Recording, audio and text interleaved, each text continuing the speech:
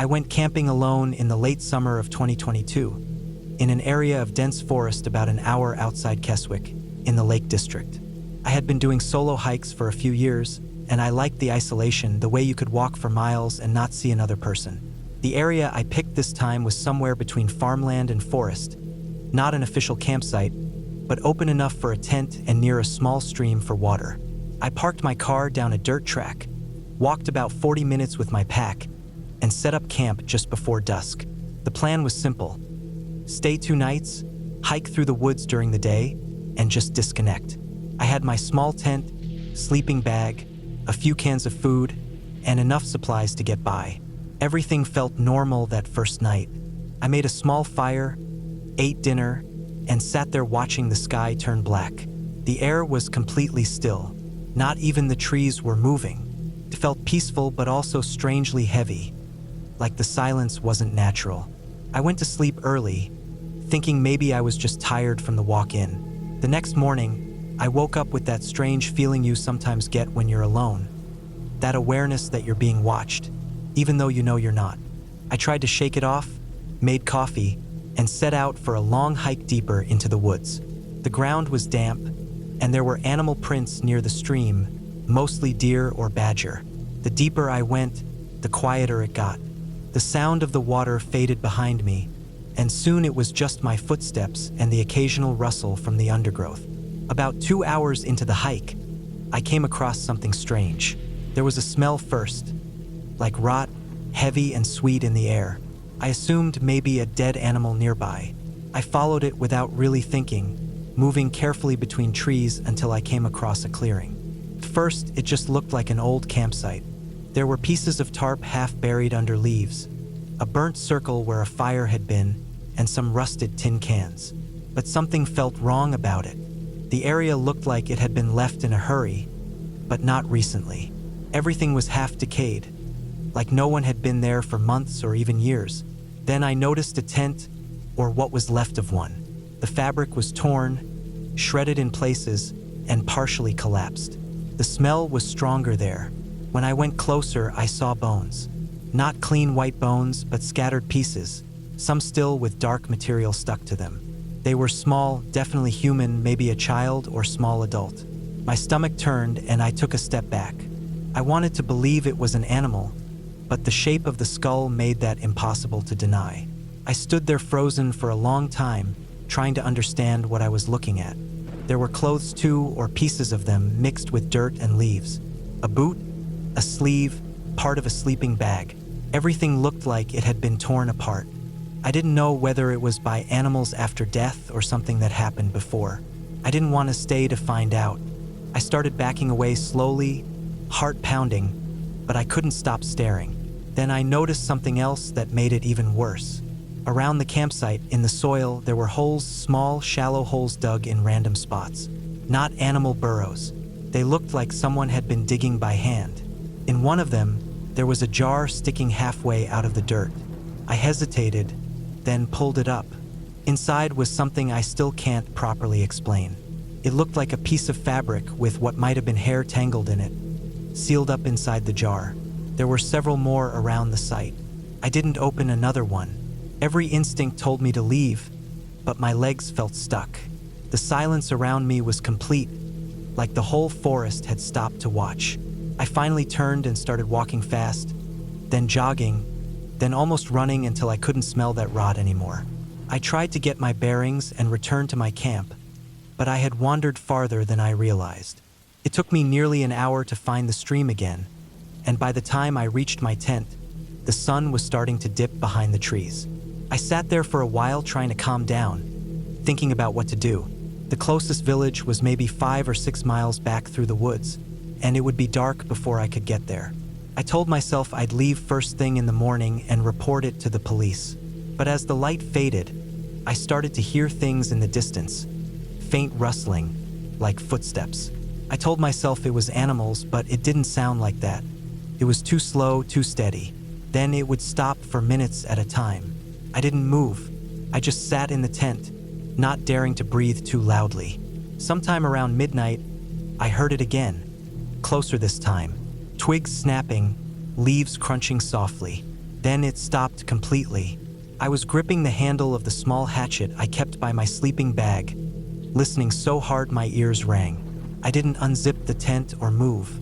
I just waited. Nothing happened. After a long while, I must have dozed off out of exhaustion. When I woke up, it was early morning, pale light filtering through the fabric of the tent. Everything was quiet again. I got out quickly, packed up my things in record time, and started back toward where I had parked.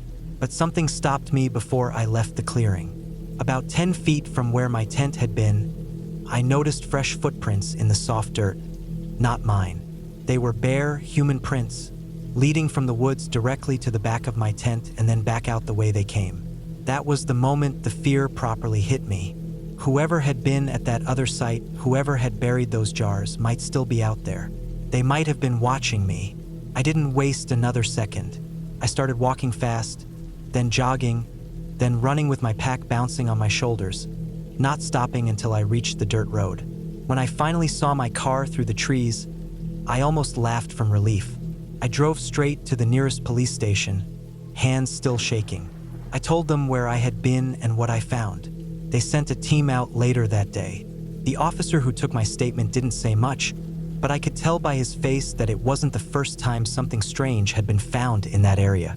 A few weeks later, I got a call from them saying they had confirmed the remains were human, but they didn't tell me anything more. They said the site looked like it had been there for a long time, at least a couple of years, maybe more. I haven't been back camping alone since. I still think about that smell, that rotting sweetness in the air, and the quiet around that clearing. Sometimes, when I wake up at night, I remember those bare footprints behind my tent and how close they were. I keep wondering if whoever made them had been standing there, watching me sleep, and if I hadn't woken up when I did.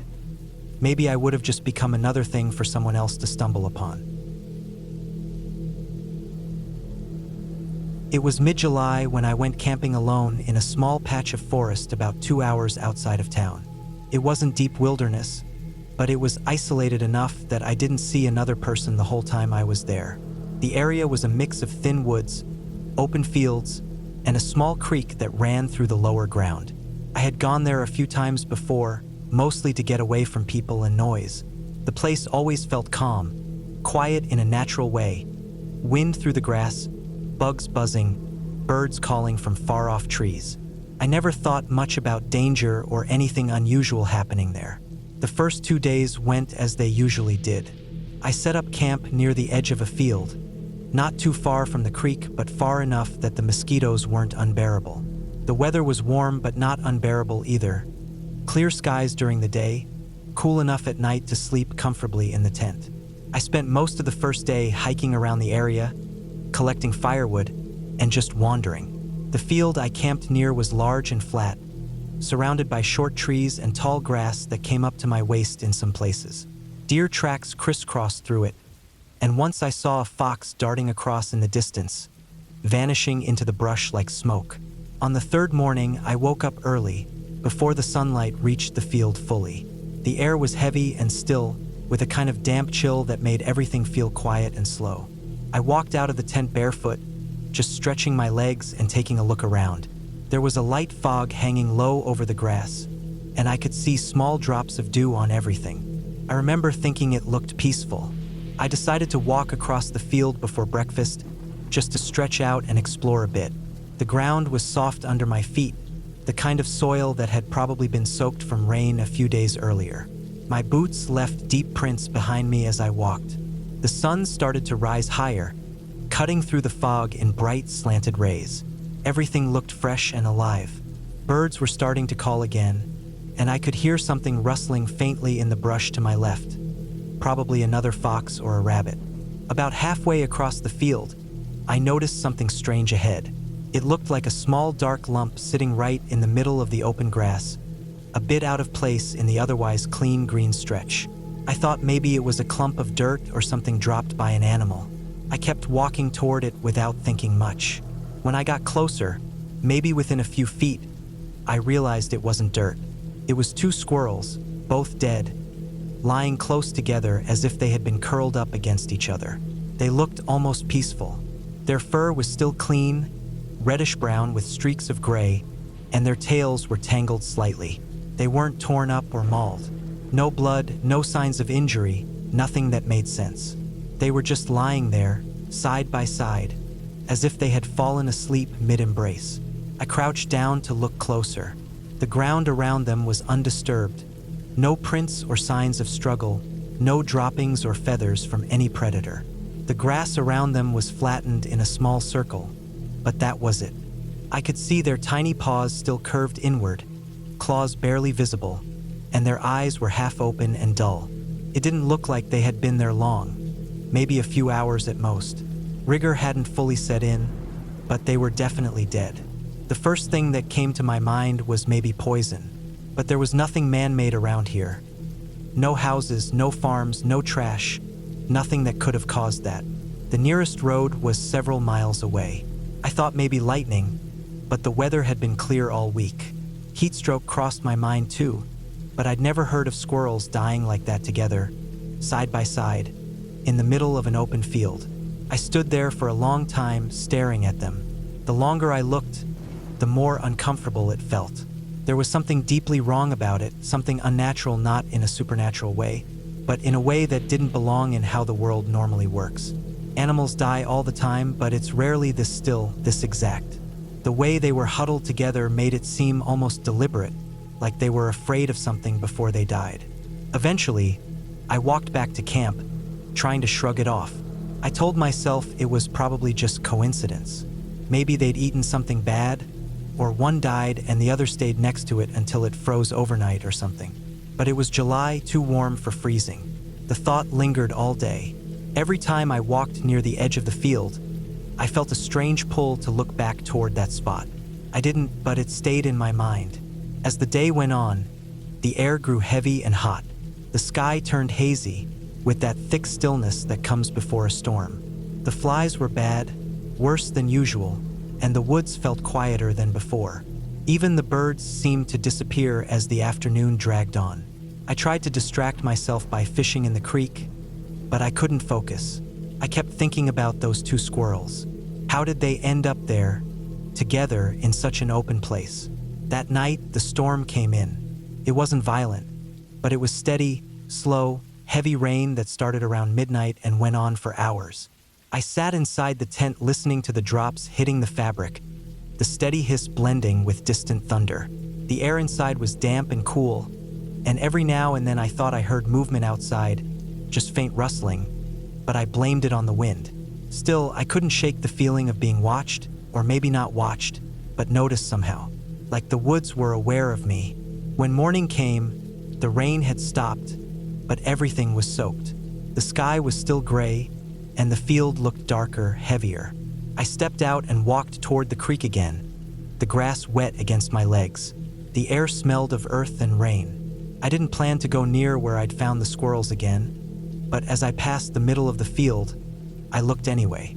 They were still there. I expected them to be, but somehow it felt worse to see them again after the storm. The rain hadn't moved them, hadn't washed them away. They looked exactly the same, though their fur was plastered flat and darker now. The grass around them looked pressed down wider, like something had lain there during the night. That's when the unease turned into something closer to dread. I walked closer, slowly, and crouched again to check. The circle of flattened grass wasn't just from the rain. There were faint impressions, shallow but noticeable, around the bodies, like something heavy had been kneeling or lying close by.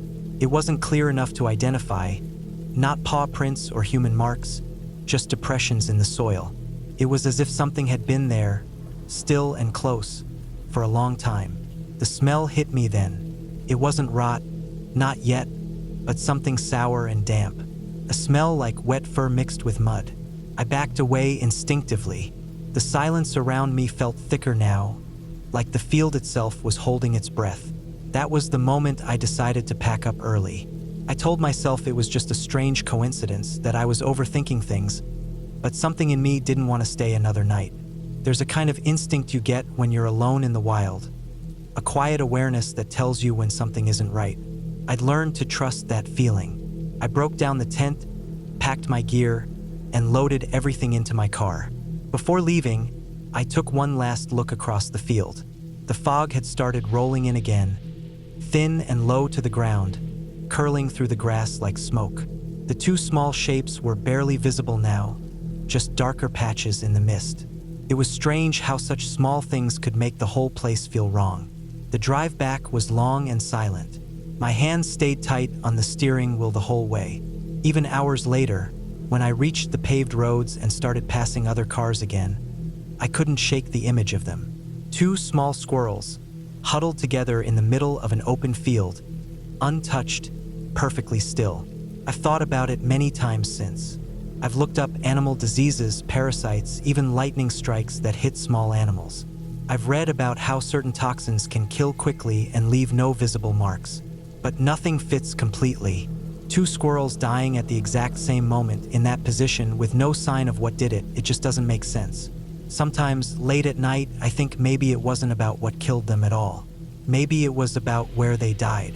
Maybe something about that field, that patch of open space, was wrong long before I ever set up camp there. What I remember most, though, wasn't fear or curiosity.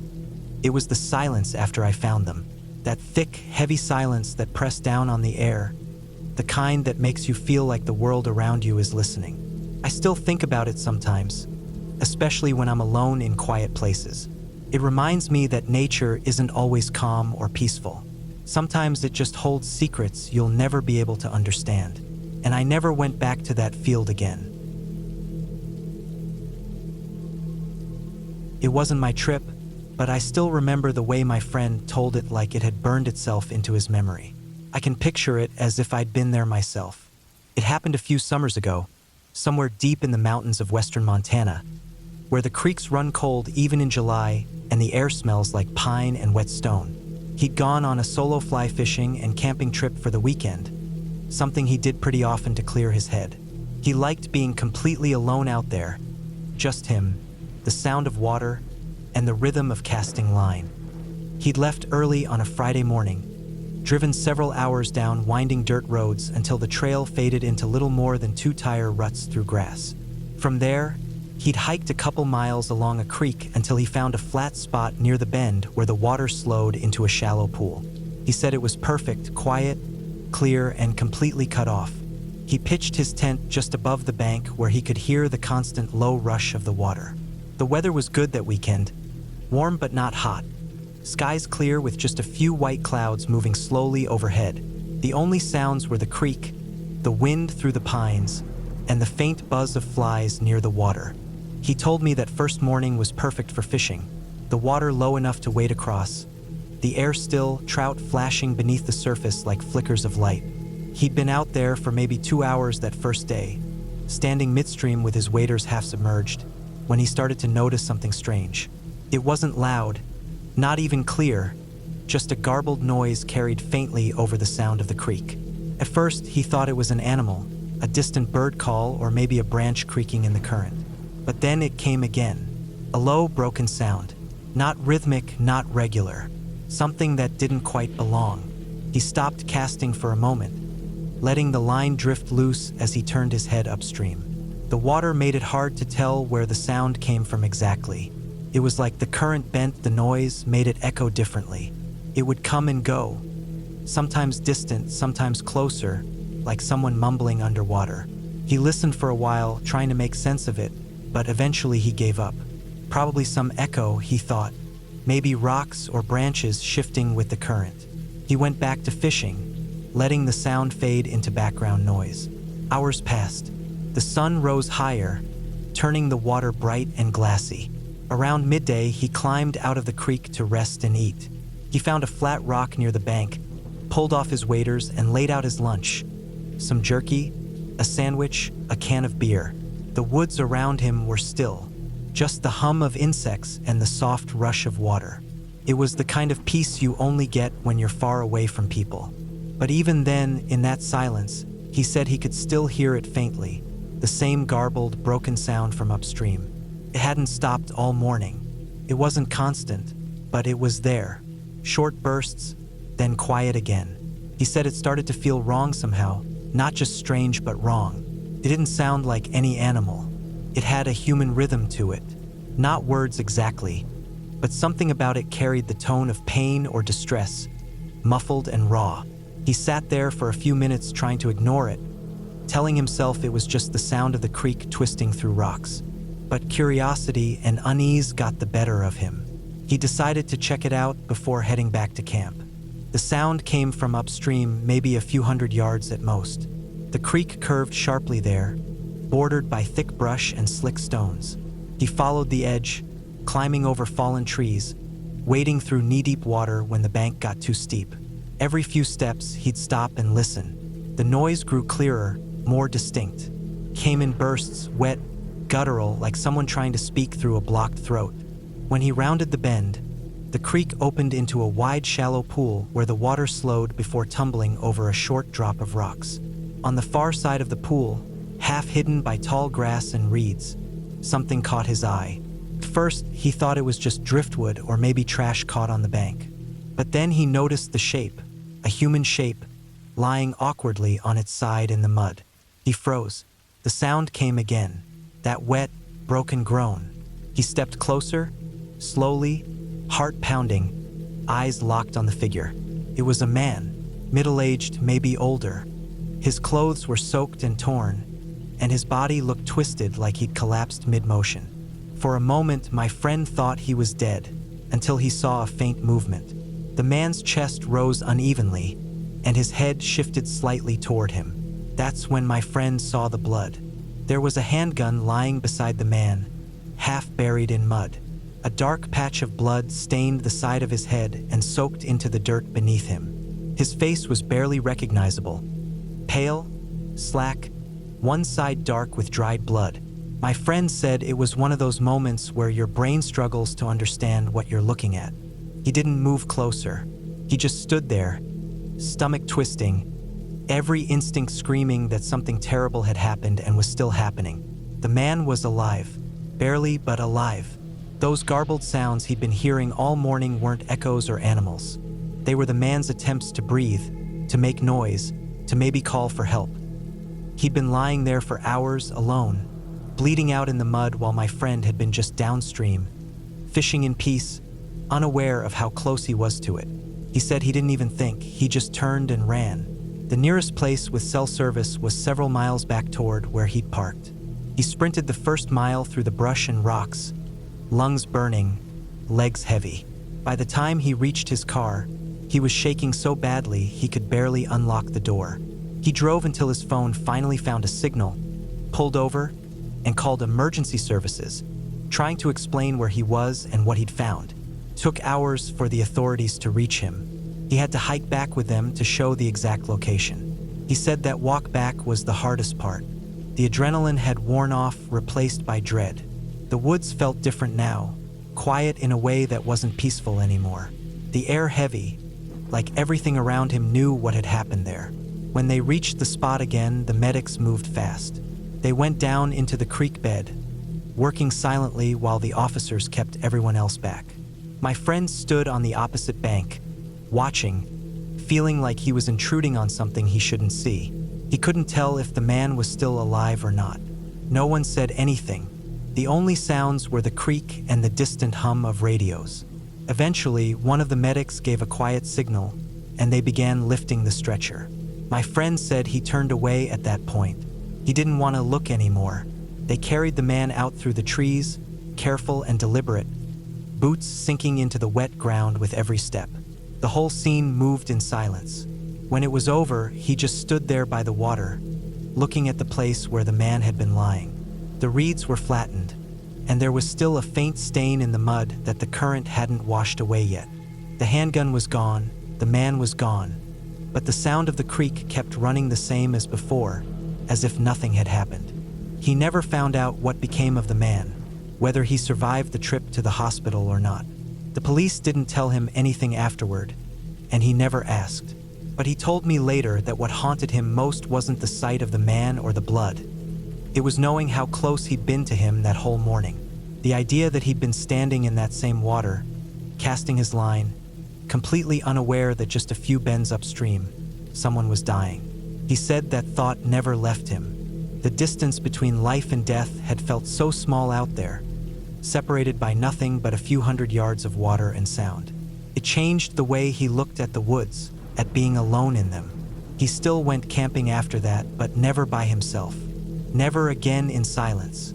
He told me that every time he hears water running now, whether it's a creek, a river, even a gutter after rain, he catches himself listening harder than before, listening for something beneath the flow, for a faint, broken sound that shouldn't be there.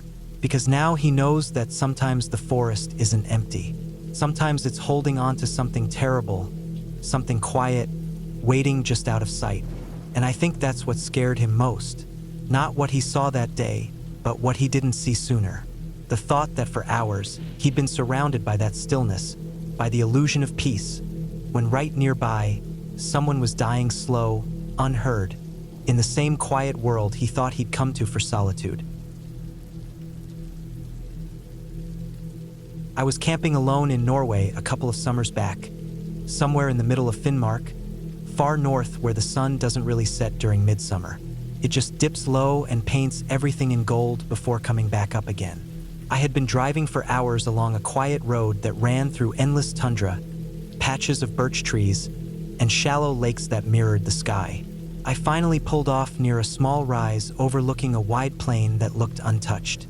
There were no houses, no fences, just a sense of wide, silent emptiness.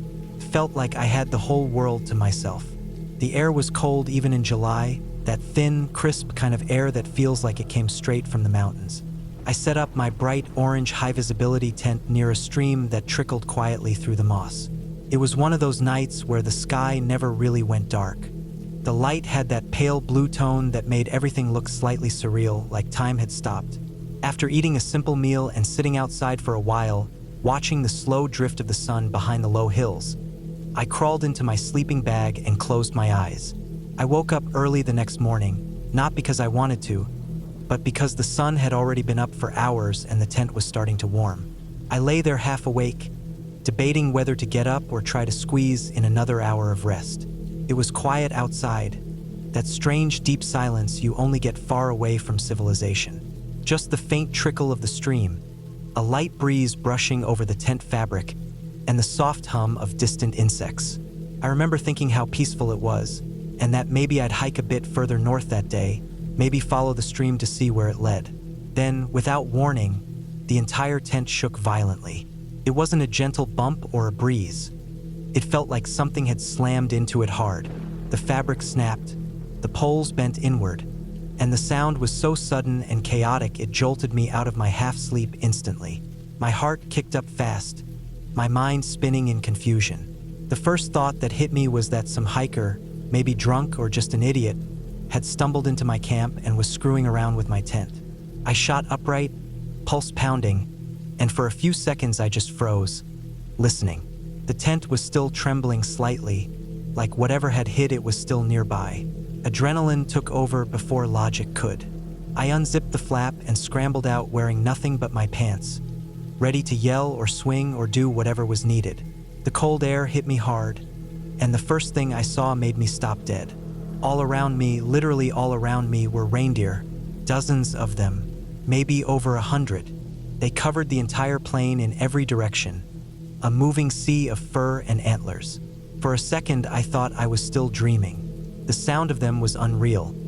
Hooves clicking against stones, the faint snorts and grunts, the shuffle of their movement.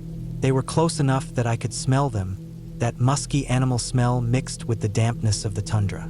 They weren't panicked or aggressive. They were just moving together, slow and steady, flowing around my tent like a river of fur. Then I saw what must have happened. One of the caribou, probably the one that had been at the front of the group, had tripped over one of my guy lines. The bright orange tent must have confused it or stood out against the dull greens and browns of the landscape.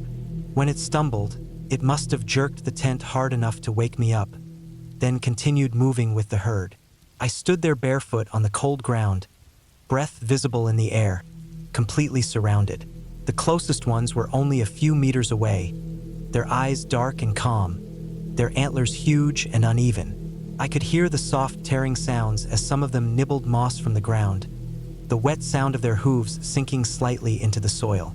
It was overwhelming, being that close to so many large animals. I didn't move at first. I didn't even breathe properly. I was just frozen there, realizing how small and out of place I was in that landscape. They didn't care about me, not at all. They just kept moving.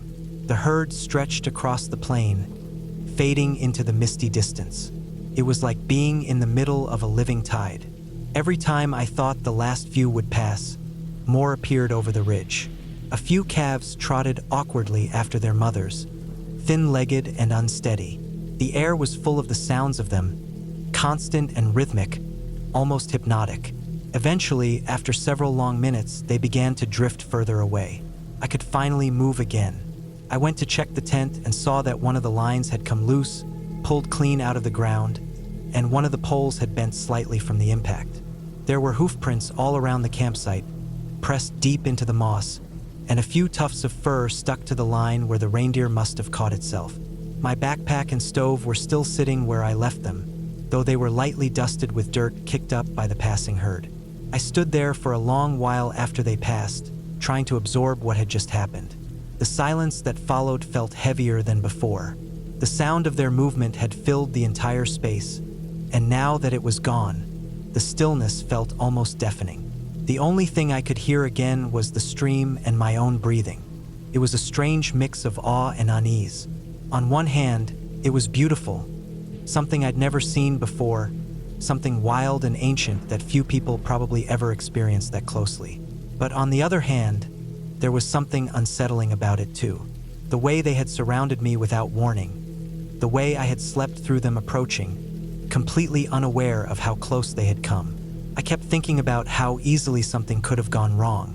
If the tent line had wrapped around an antler, if one of them had panicked, if I had come out too suddenly, they could have trampled straight through the camp without even noticing. The tundra suddenly didn't feel as peaceful anymore. It felt indifferent, vast and alive in a way that didn't care if I was there or not. I packed up a few hours later, mostly because I couldn't shake the feeling that I didn't belong there, that I'd just been lucky nothing worse happened. As I rolled up the tent, I noticed how bright and unnatural the orange color looked against the muted landscape. It stood out like a flare. Maybe that's what drew them closer in the first place. Before leaving, I walked up to the small rise that overlooked the valley. From there, I could still see the herd far off in the distance, moving like a gray-brown wave across the tundra, the sunlight glinting off their backs. It looked calm again from afar, almost peaceful, as if nothing strange had happened at all. But standing there, I could still feel that pulse of fear I'd had when the tent shook, that sudden spike of helplessness when you realize how tiny you are in the middle of nowhere. When I finally got back to the car and started driving south, I kept replaying the moment in my head. The sound, the shaking, the sea of antlers. It was easy to laugh about it afterward, to call it a funny story about the time I got surrounded by reindeer, but deep down it didn't feel funny. It felt like a reminder. Out there, you're not in control of anything. You're just another moving thing in a place that's been alive long before you showed up and will keep on living long after you're gone. That night, I stayed in a small cabin instead of setting up camp again. I remember sitting by the window, looking out over the quiet hills as the midnight sun hovered just above the horizon, and feeling a strange gratitude mixed with unease. I had come to the wilderness thinking I was there to experience solitude, to find some calm away from people. But what I actually found was something much larger and colder than solitude. Something that didn't notice me at all, even when it passed right through my camp. I still think about that morning sometimes.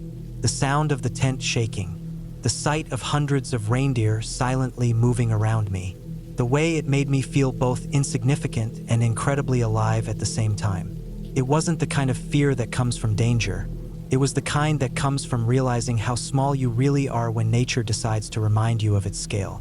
And every time I see that bright orange tent packed away in my gear closet now, I can't help but picture that one reindeer, the bravest one, tripping over the line and setting off a chain of fear and awe that I'll never forget. I went camping that weekend because I needed to get away from people.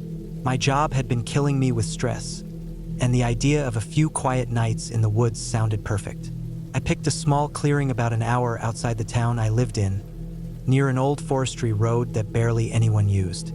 It was early autumn, still warm during the day but cold at night, with the trees just starting to turn yellow and orange. I set up my tent beside a thin creek, surrounded by tall pines. You could barely hear anything except for the wind through the branches and the occasional snap of a twig. That first evening was uneventful. I made a small fire, heated up some soup, and sat watching the light fade through the trees. Felt perfect, exactly what I needed. Around 9 p.m., I put out the fire, zipped up my tent, and lay in my sleeping bag listening to the wind.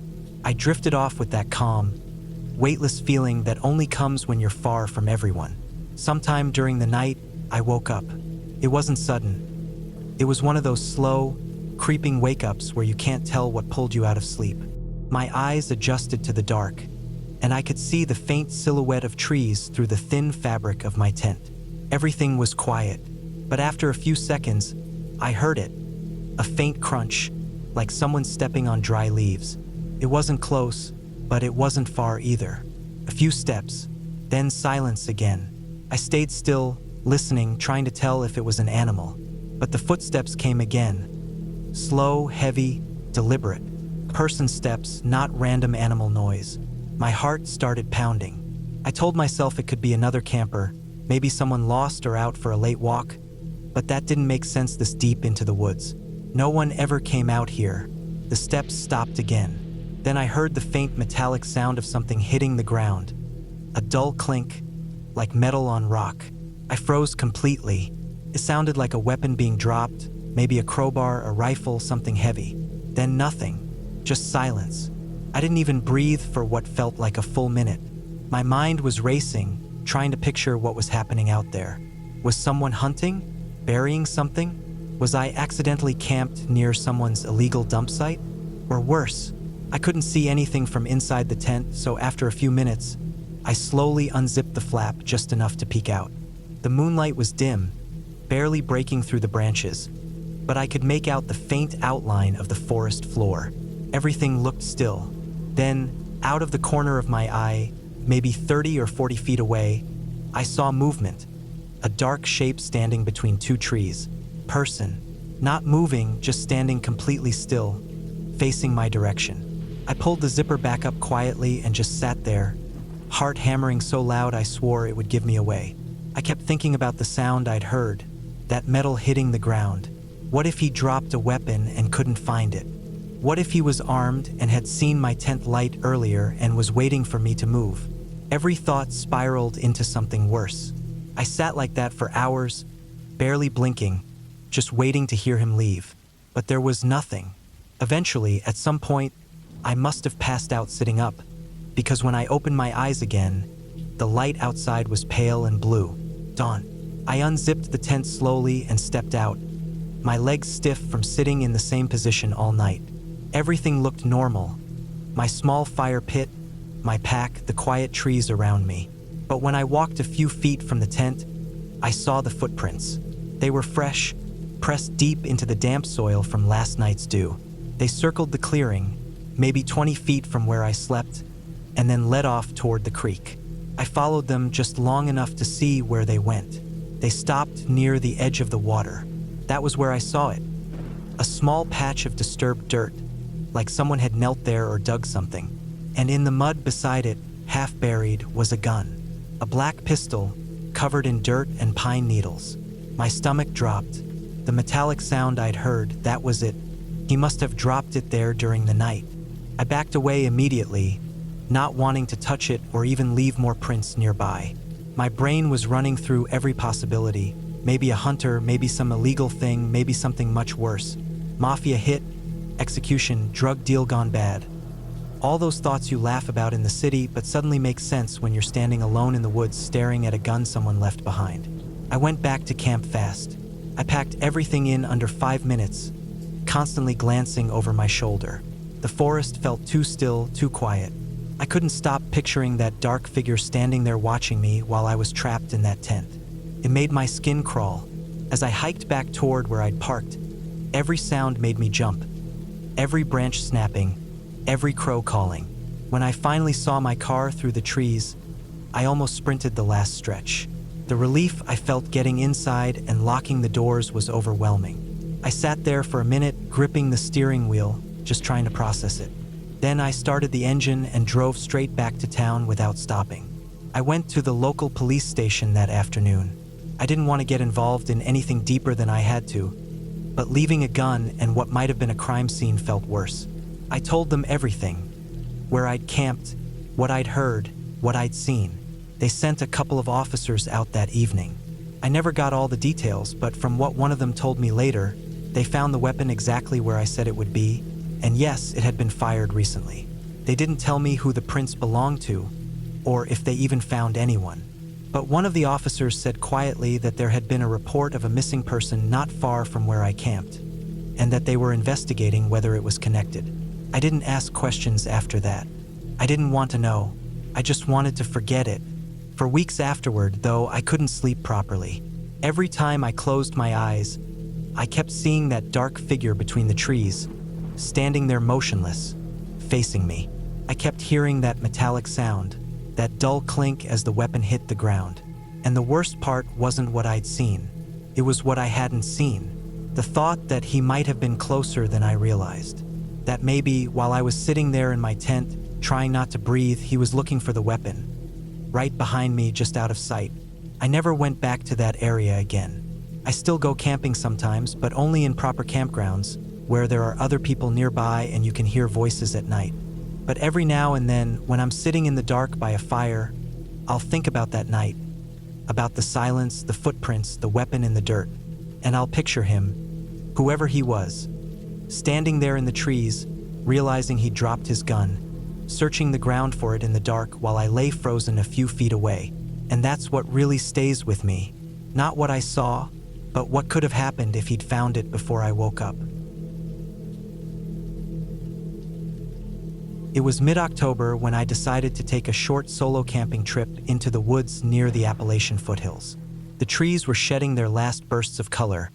The air was sharp but not freezing yet, and the forest floor was covered in a thick, soft layer of damp leaves that muffled almost every sound. I had the weekend off work and wanted some quiet before winter settled in. I'd been to that area a few times before, but always with friends. This time, I wanted the silence, the kind that only exists miles away from everything. I parked my car on the edge of a narrow dirt road that cut through the national forest and hiked about a mile in until I found a clearing that looked just right. A gentle slope ran down to a dry creek bed, and there were enough trees around to block the wind.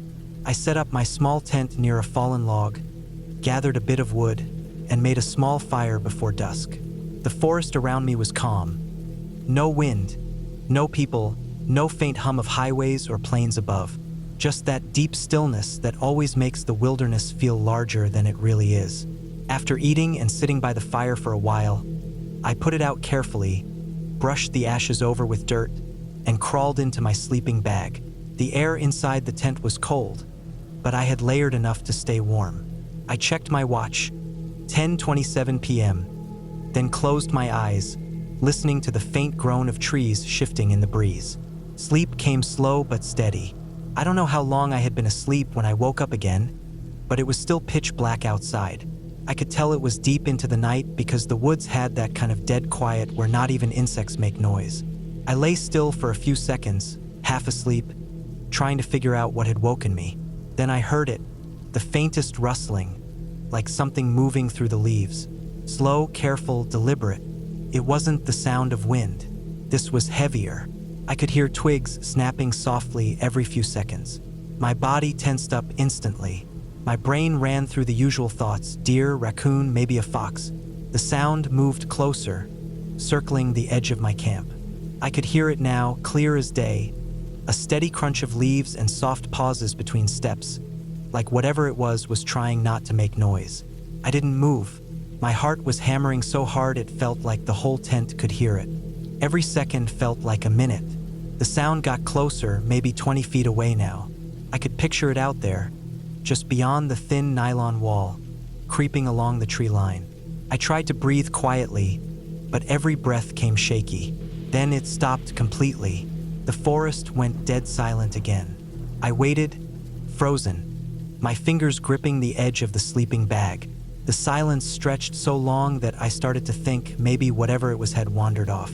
I slowly began to relax, and then I heard the noise that almost made me jump out of my skin. I coughed. It wasn't loud, just this weird, dry, human-sounding cough, like someone trying to clear their throat quietly. For half a second, I thought it was a person, standing right outside my tent. Every instinct screamed at me to sit up, grab the flashlight, do something, but I couldn't move. The sound came again, a rough, sudden cough, then silence. I lay there completely still, my mind spinning. Who the hell coughs in the middle of the forest at 2 in the morning? My brain jumped straight to the worst possibilities. A hunter, some weirdo wandering the woods, someone who'd seen my campfire earlier and followed it here. The air inside the tent felt thick. I could almost hear my pulse. Then, from the same spot where the cough had come from, I heard slow movement again. Leaves shifting, something brushing against the ground. Whatever it was took a few more steps. Then I heard the faintest snort. Not human, not quite animal either, and then silence again. I stayed frozen for what felt like forever before I finally decided to peek out. My flashlight was next to my sleeping bag. I grabbed it slowly, unzipped the tent an inch at a time, and flicked the beam toward the sound. The light hit a pair of eyes immediately, bright and reflective in the dark, staring right at me. My heart nearly stopped. But then, as the beam steadied, I realized what it was. A deer, a full-grown buck, standing barely 20 feet away, half hidden behind a tree. His head jerked a little when the light hit it, but it didn't run. Its chest was rising and falling, and I could see steam from its breath in the cold air. I must have startled it when I made the fire earlier, and it had wandered back once it was out. The cough, that strange, dry noise, had been the deer. Probably some kind of wheezing breath or startled grunt that came out wrong. Relief hit me so hard I almost laughed, but the adrenaline still had my whole body trembling. The deer blinked at me, turned its head, and trotted off into the woods, its hoofs crunching softly over the leaves until the sound faded completely. I sat there for a long time with the flashlight still on, the beam shaking in my hand, the inside of the tent glowing pale yellow. Eventually, I switched it off and lay back down. My nerves didn't settle right away. Every tiny sound outside made me jump again. A twig falling, a branch creaking, but nothing else came near the tent for the rest of the night. I drifted in and out of light sleep until dawn. When morning came, I crawled out into the cold air and could see the deer's tracks clearly. Hoof prints circled the campsite and stopped near the tree line exactly where I'd heard it cough. I followed them a bit, curious, and found that it had probably been feeding near the edge of the clearing before I woke up. It must have noticed me move or heard me shift in my sleeping bag and tried to sneak away quietly. The idea of that huge animal tiptoeing around in the dark like a burglar made me laugh out loud. It was ridiculous. I packed up slowly that morning, still thinking about how different fear feels when you're alone in the woods. During the day, it all seems silly. A deer coughing, a branch snapping, some leaves rustling. But in the dark, every sound turns into something bigger, something worse. Your mind starts painting pictures of what's out there, things you know aren't real but can't stop imagining anyway. Before I left, I stood for a moment looking around the clearing. The sun was just hitting the tops of the trees, lighting up the last bits of orange and gold leaves. Everything looked peaceful again, the same as when I arrived, but I couldn't shake how that moment had felt. Lying there in the dark, heart racing, certain that someone was standing right outside my tent. I started the hike back to my car, the morning air biting at my face, and every now and then I thought about that deer, how it must have been just as nervous as I was, both of us trying to stay quiet, both of us startling the other. It was funny in a way, but also humbling. Out there, you realize how small you really are, how thin the line is between calm and panic when all you have is the dark around you. When I finally reached my car and loaded my pack in, I took one last look at the forest before driving off. I felt that familiar mix of peace and unease that always comes after a solo trip. The woods were quiet again, as if nothing had happened. Now, whenever someone talks about being afraid in the woods, I think back to that night. The deer, the silence, the sound of that strange cough breaking through the darkness. I can laugh about it now, picturing that animal trying to sneak around and giving itself away like that. But in that moment, I was frozen with fear, absolutely sure that something was out there watching me. It's funny how your mind can build monsters out of nothing more than the sound of leaves and breath. That night taught me more about fear than any horror movie ever could. Because in the wild, real fear doesn't come from ghosts or creatures. It comes from the unknown, from the sound of something breathing just outside your tent and not knowing what it is until the morning light shows you how ordinary it really was. I went camping alone one weekend in early September, in a remote area of forest about 20 miles outside a small town in northern Idaho. I'd been there once before with a friend a couple of years earlier and remembered it being completely isolated. No campsites, no trails, just endless pine and cedar forests stretching for miles. I wanted to get away from work stress, phones, everything. It was supposed to be 2 quiet nights by myself. No people, no noise, just me in the woods. I parked at the end of a dirt road, shouldered my pack, and hiked for nearly an hour before finding a clearing that looked perfect. It was flat, surrounded by trees on 3 sides, and had a small slope that led down to a stream about 30 yards away. There were no signs of other campers, no tire tracks or footprints, just quiet. I pitched my small tent, gathered some dead branches for a fire, and sat down as the sun started to dip behind the trees.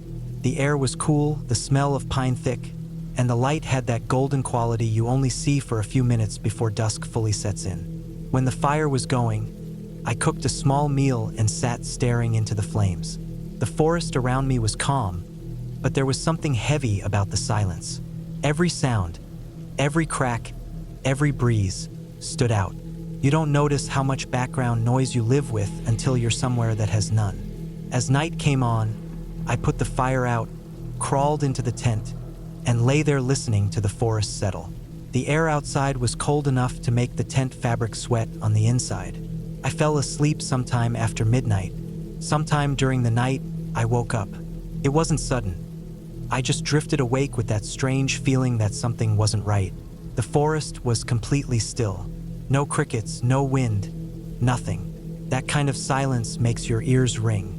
I lay there for a few seconds trying to figure out what woke me. Then I heard it. A sound so small that at first I thought I'd imagined it. A soft thud, like something falling on the ground not far away. Then another. I held my breath. Came again, 2 slow, heavy steps. It wasn't an animal moving through undergrowth. It was deliberate, rhythmic. The ground was soft, covered in pine needles, but I could still hear the dull thump of weight pressing down. It stopped, then after a pause, another step. I froze, trying to make sense of it. My tent was zipped shut, and I could only see faint outlines of trees through the thin fabric. The fire had burned down to cold ashes, and my camp was in complete darkness. The steps continued, circling slowly, maybe 30 feet away. I could feel every hair on my arms standing up. I told myself it was probably a deer, maybe an elk. They were common in that area, and I knew they could move quietly. But something about the pace of the steps didn't fit. They weren't random. It sounded like someone pacing. Then it stopped again, dead silent for several long seconds. I strained to listen, not moving, barely breathing. I thought maybe it was gone, but then there was this faint sound, like a short, sharp breath. Not quite a snort, not quite a cough. It was so close I could almost feel it. My heart started hammering so hard it hurt. I wanted to grab my flashlight, but the zipper of my sleeping bag sounded deafeningly loud when I even shifted slightly. I waited, completely still, staring at the tent wall. Then, just outside, there was another sound. A low scrape, like something dragging lightly against the side of the tent. I could see the faintest movement of the fabric. I held my breath.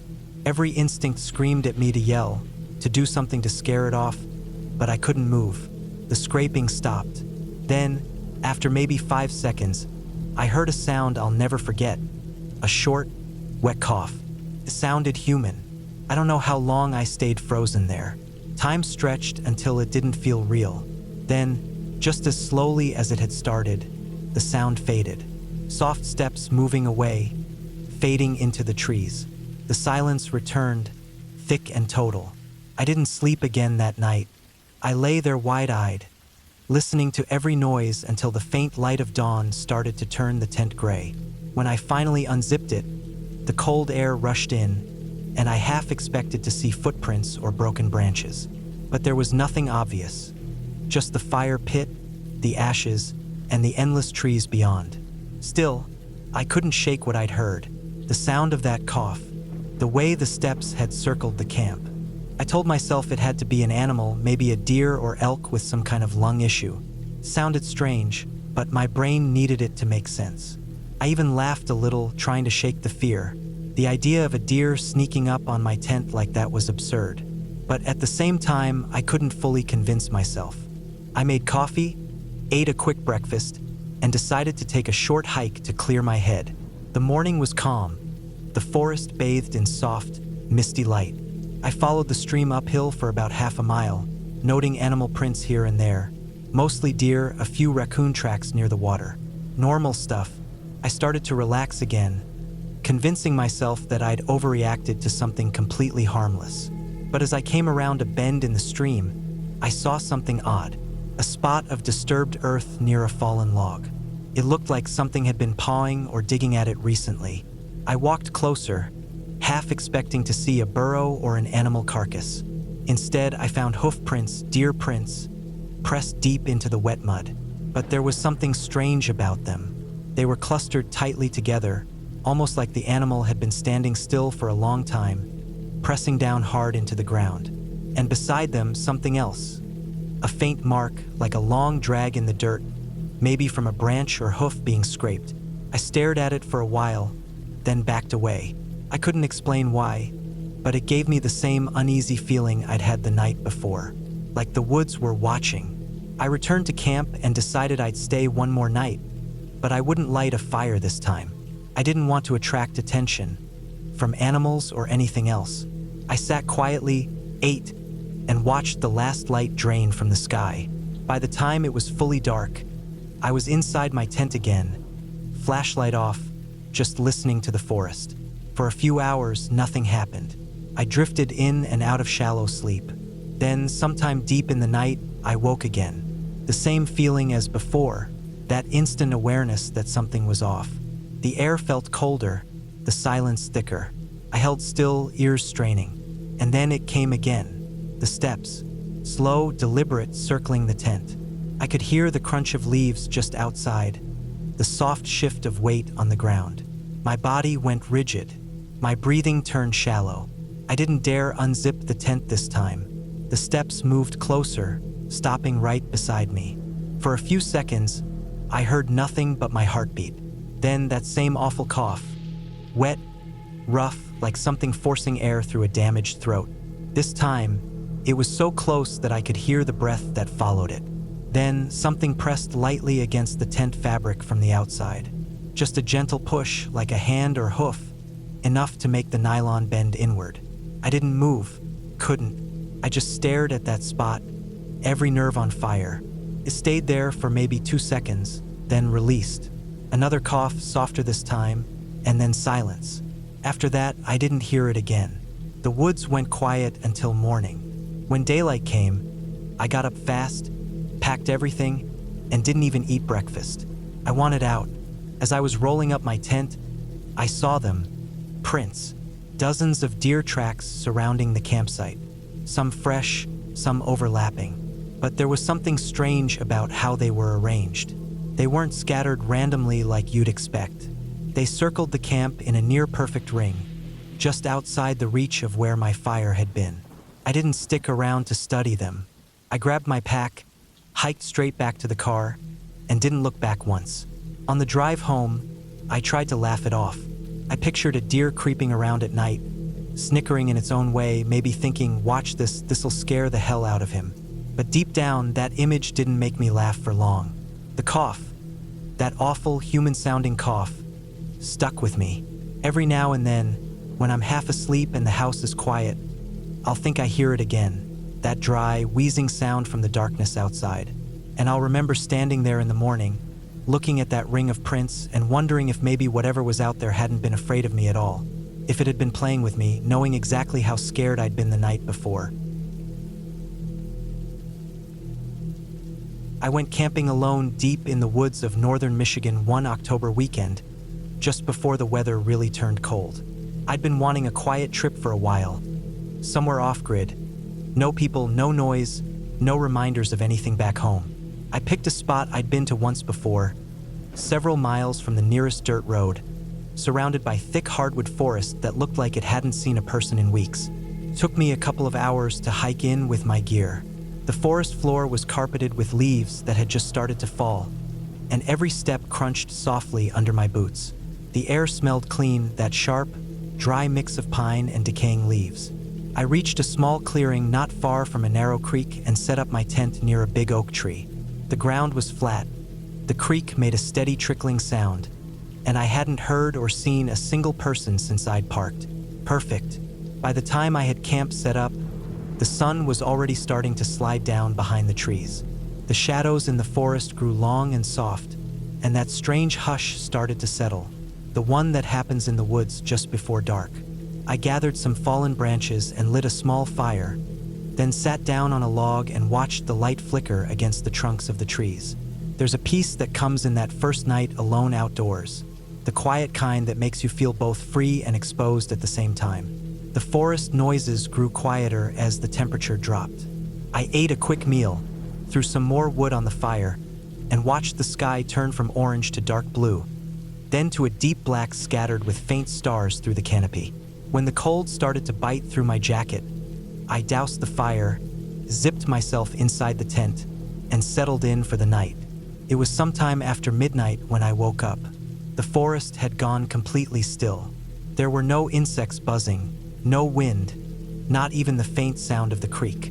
The silence was so deep it felt heavy. My first thought was that something had moved close enough to quiet everything else down. I lay perfectly still in my sleeping bag, listening. At first there was nothing, and then I heard it. A faint shuffle of leaves somewhere beyond the tent. It wasn't far away. The sound came again, slow and careful, like something walking on four legs, testing the ground as it moved. I held my breath. I tried to tell myself it was just a raccoon, maybe a deer, but it sounded too heavy for that. Each step came with a dull, slow crunch. It moved closer, pausing every few feet, like it was sniffing or listening. My heart started beating faster. The nylon of the tent seemed paper-thin in that moment. I could see faint shadows moving across the fabric as something passed just outside. Then, suddenly, there was a sharp sound, a deep, explosive exhale. It was so loud and sudden that I jolted upright before I even realized it. It sounded like something forcing air out of its lungs in a single burst, almost like a short, violent sneeze. Then another from somewhere nearby. I froze completely. My brain didn't even know what to label it. It wasn't a human sound, but it wasn't an animal growl either. It had this strange, guttural tone to it, wet and heavy. I could hear the air rush through it, followed by silence. I stayed like that for what felt like minutes, barely breathing, waiting for another sound. Then it came again, the same loud snort, just a few yards away from the tent. Then another from a little farther off, like something else was answering it. It took me a moment to realize what it might be. I'd read somewhere that deer will blow air out through their noses to warn others when they sense danger. It's their way of saying something's wrong. I'd never heard it before in person, but now it was unmistakable. Still, that didn't calm me much, because if they were blowing like that, it meant they'd seen or smelled something nearby that wasn't normal, and I was the only something out there. The blowing kept happening off and on, moving around the edges of my campsite. It wasn't a constant noise, just one sudden burst here, then silence, then another from somewhere else. Each one made my chest tighten. I could picture the deer out there, just beyond the reach of my small campfire's last bit of glow, stomping their hooves, exhaling hard, eyes locked on my tent. After a while, the sounds faded farther into the woods until there was only silence again. I sat there in my sleeping bag, wide awake, every sound amplified in my head. I didn't even dare turn on my flashlight. I knew it would only reflect back at the tent walls and make it impossible to see outside anyway. I stayed like that for hours until the faint light of dawn finally started to filter through the fabric. When I unzipped the tent, The air was cold and wet with dew. The clearing was still just as I'd left it. But when I looked toward the tree line, I could see clear tracks in the soft earth. Deer tracks, several of them. They'd circled my camp during the night, coming close, then retreating. You could see where they'd stamped their hooves, and in some spots, the dirt was disturbed like they'd been pacing. I made coffee and tried to laugh it off, but I couldn't stop thinking about how alert they'd sounded. Like they were genuinely frightened by me, or maybe by something else nearby. I decided to take a walk later that morning, just to clear my head. I followed a narrow deer trail that led deeper into the forest, trying to convince myself everything was fine. The woods were peaceful again. Sunlight filtering through the leaves, the sound of birds returning, the steady rhythm of my boots crunching on the ground. For a while, I almost forgot about the night before. Then, about half a mile from camp, I came across another clearing. There were tracks there too, fresher ones, a lot of them, but there was something strange about how the ground looked. The leaves were disturbed, scattered everywhere, and there was a faint, almost circular area where the dirt had been scraped up. It looked like something had struggled there recently. I crouched down and saw marks, hoof prints, deep ones, all clustered together. It looked like several deer had gathered in that exact spot. But in the middle, there was a patch of flattened ground stained darker than the rest. I didn't need to look closely to understand what it was. The dirt was matted and dark from dried blood. I stood there for a while, staring at it, piecing things together. The deer had been blowing near my camp because something had made them nervous. Whatever that something was, it had probably been stalking them, watching from the same darkness that surrounded me. I scanned the trees around me, feeling that prickle of unease crawl up my back. The forest was quiet again, too quiet. No birds, no wind, just stillness. I turned around and walked back to camp, faster than before, constantly glancing behind me. The feeling of being watched didn't leave. Every few steps, I imagined something moving just out of sight. When I got back, I packed up my gear immediately. I didn't even bother boiling more water or cleaning up the fire pit. I just wanted to be gone. The forest that had felt peaceful when I arrived now felt different. Alert, aware, like it was waiting for something. As I started back toward the trail leading to my car, I caught one last sound behind me. A single sharp blow echoing faintly through the trees. It was distant, but clear enough that I knew exactly what it was. I stopped walking for a second, just long enough to let the sound sink in. That deep, heavy burst of air felt like a warning. Not just to other deer this time, but to me. I didn't look back again. I just kept walking until I was out of the woods completely, back to the dirt road, back to the car. When I shut the door and started the engine, I finally let out the breath I'd been holding since the night before. I still go camping, but I never sleep that deep in the forest anymore. Every time I hear something shuffle or breathe too close at night, I remember that strange sound, that sharp, angry exhale from the dark, and I can't help but picture what might have been standing just beyond my tent, not 20 feet away, while I lay there frozen, listening to the woods hold its breath.